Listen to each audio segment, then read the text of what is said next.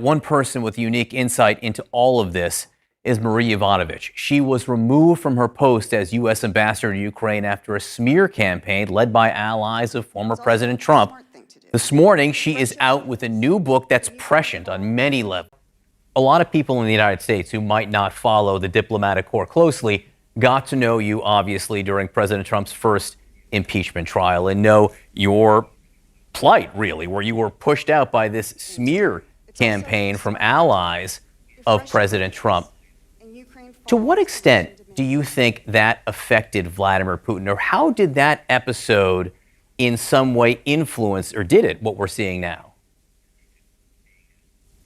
Well, I think it emboldened Putin because he could see that in the mind of the former president, Ukraine was just a pawn, and he was willing to use it to promote his own personal and political interests rather than the national good, our national security interests.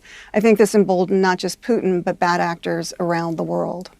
And just finally, you mentioned briefly and we're seeing the results. You're seeing the results right now. I mean, is the result of the ground that Trump set, or is it more the result of other administrations not providing Ukraine the support that they may have needed to defend themselves?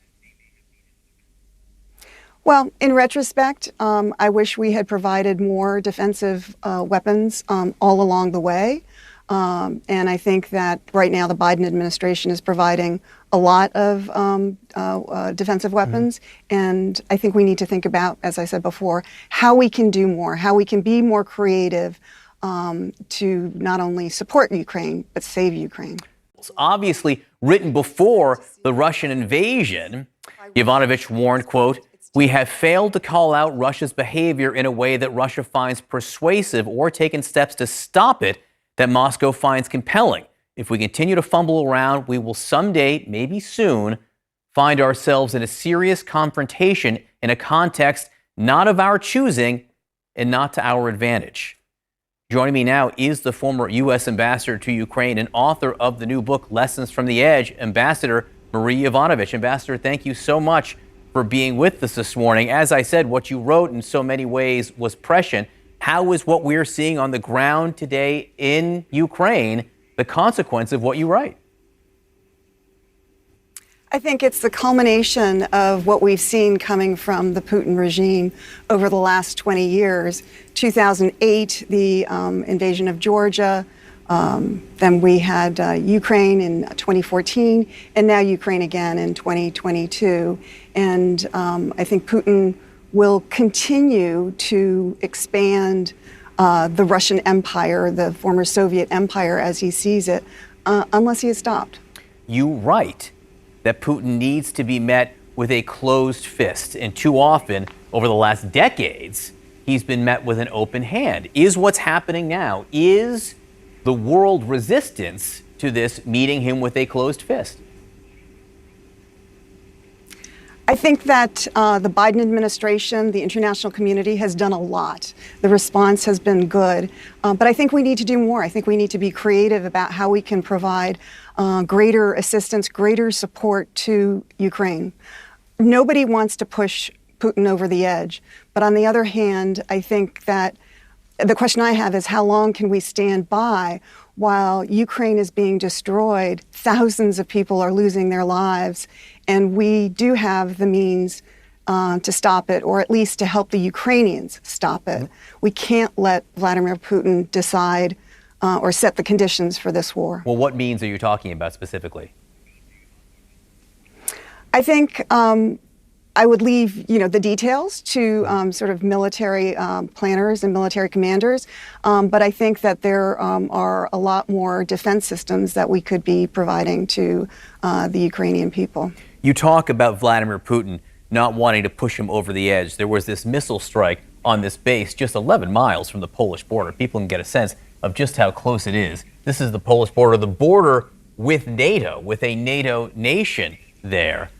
To what extent do you think that Putin has an edge? Is he already over the edge? Does he care so much about that border just 11 miles away from the site of that strike? That is a really good question. I think, as as you know yourself, that base was a joint base with the U.S., the U.K., and Ukraine. So I think he's sending a message when he's attacking that base. It's also about the supply lines going into Ukraine. But I think that it's the big question: what are Putin's limits? And we see him continuing to escalate. And I think we need to remember that it is Russia that is the aggressor. It is Putin that is driving this. And we can't, again, let him set the parameters of this war.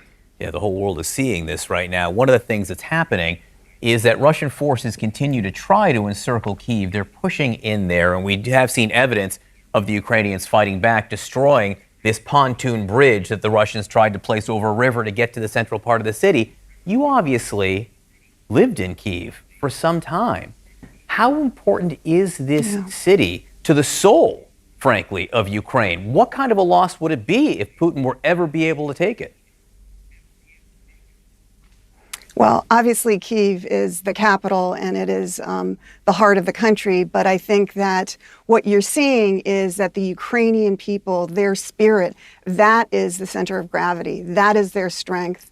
And I think that they will prevail. I don't see a scenario, even if Russia is able to dominate militarily, and there are some questions about that, I don't see a scenario where in the end, Moscow can win, because the Ukrainian people will continue to fight back. What we've been seeing over the last 3 weeks is what is going to continue. Vladimir Zelensky, obviously the president of Ukraine, you had a complicated beginning with him. You met him several times as he was campaigning there. He was supposed to speak to a European gathering this morning. We now understand the prime minister is speaking, not the president. Not quite sure why that is, but how important is he personally right now to the defense of Ukraine? I think he is absolutely vital. He is not only inspiring his own people and coalescing a nation, but he's inspiring the world. And I think through his superb communication skills, he is letting us know what is at stake. That this is a fight for Ukraine, but it is also considerably broader.